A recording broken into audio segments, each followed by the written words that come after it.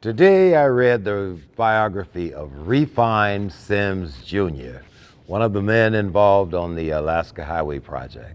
History is history that for not just us to know, but even for kids growing up, is a true history that I didn't even know about at all. Actually, until I saw a PBS about those soldiers, and I was like concerned. I never heard of that before. We were making faster time than that 18th. I saw that Indian pole back there on the border, and I knew that we must have gone further than they had come. So it was a way to give people an idea what these soldiers must have gone through. So, on October the 25th, 1942, I was operating a D8 bulldozer some 20 miles past that Canadian border, moving so fast that the branches were slapping me in my face.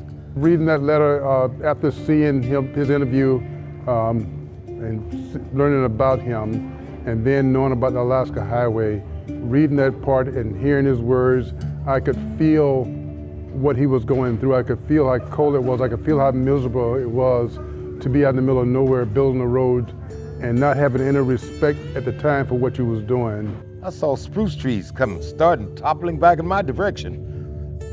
I slammed on my brakes and put it in reverse. Coming through them woods, falling in my direction, I knew it must have been, the 18th. But to see how that road was able to give us the military power to protect all Americans, and then how the state grew out of that and to where we are today. We've come a long way from the days of segregation where he and his soldiers were not allowed to intermingle with the villages, where native people was not allowed to intermingle with the soldiers. And now today Alaska's a whole different place, and a lot of us have lived through that growing pain, and I think young Alaskans need to know where they came from, and so they can appreciate what they have today. We was coming there, facing each other, with our blades facing right at each other, and we just stared at each other.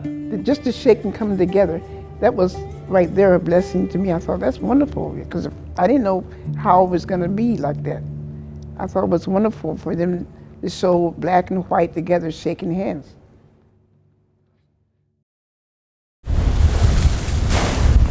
I woke up to water spraying on my face, and it scared the living you-know-what out of me. Hitting up above the windows there, I mean, it would still hit the window like a machine gun just coming out. It was so forceful. From shoveling rocks to picking up trash and moving what was once ocean floor, now on land. It's awesome to know you're part of a community that cares for each other, and there's a lot of people doing a lot of different things. But while the cleanup happens here, concern is a constant. The storm showed a power not seen here in decades. And to stand back and see that mighty ocean 20 feet taller than the town, it was incredible.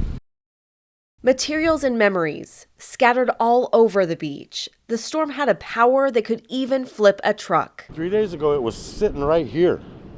And then, I figured it'd be fine. It was this was the high spot of the whole beach, and then the high spot started eroding, and then I think my truck got sucked into it. It was nice, gray leather interior, booming stereo. RJ says he'll rebuild his truck and his cabin. I'm gonna pull this wall out, jack up the roof, and then put a new wall in. Get rid of all the sand and debris. But the hardest part will be showing his kids the destruction. Yeah, they're sad. They're crying right now. No trampoline to jump on or four-wheeler to drive for now. At the Anchorage Airport, the oldest and youngest members of the Mikalova family are waiting to welcome loved ones for the holidays. The only thing that she really wanted was to have her family back together again. Yulia, her three brothers, and their parents were forced to separate to flee the fighting, not knowing if they'd ever see each other again. On Thursday morning, they flew up the parents, who had to relocate in Seattle to see their children and grandchildren again. It was the first time since the war that they'd all been in one place. Кузнечики, иди сюда, медвежоночек мой. So much emotion. At a reunion they weren't sure would ever happen. Кто будет целовать бабушку? Well, that's right, stay inside, but specifically off the roads, and with good reason, because conditions in the valley today were extreme.